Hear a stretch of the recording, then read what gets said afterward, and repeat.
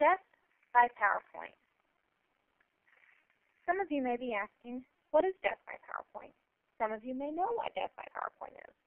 These are some reasons why PowerPoint shouldn't be used in the classroom anymore. For one, when you give a PowerPoint, the lights have to be out. This is going to make it a lot easier, especially with PowerPoints that are long and boring. The students are going to fall asleep. You may look around the classroom and see that they're staring off into space, they're sleeping, maybe they're talking to their neighbors, they're just not paying attention. Another problem is that, you've got this text on the board, on the PowerPoint. There's too many words. You can't read the words. The students may have to squint to read the words. If it's not done properly, this might give them a headache.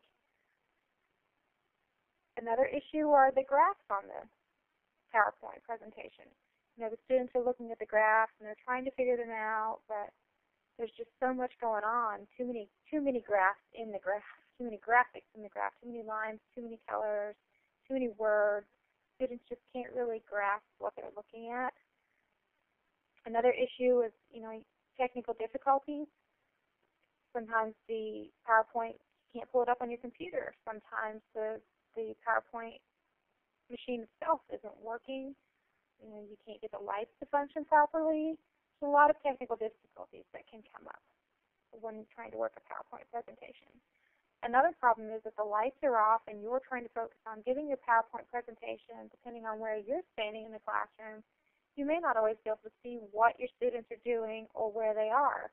You may look around the room and start to notice desks are empty. This is another pretty good sign that the students aren't paying attention and getting what you're trying to teach them.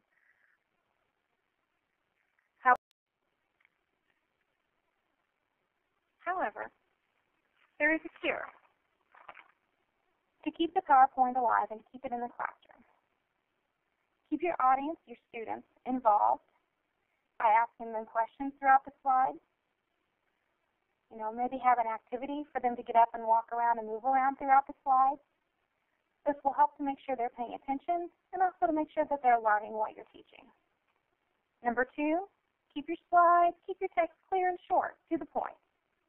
Make sure they can read them. If you can read them, they can read them. Number 3, understand your work. Make sure you know what you have in the PowerPoint presentation. And also, if you come in ahead of time, try to rehearse what you're doing.